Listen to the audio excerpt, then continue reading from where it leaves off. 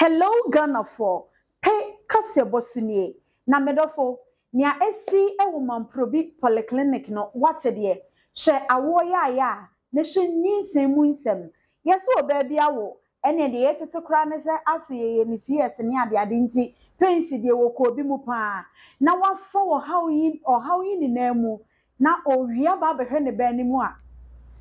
no baby eno mu se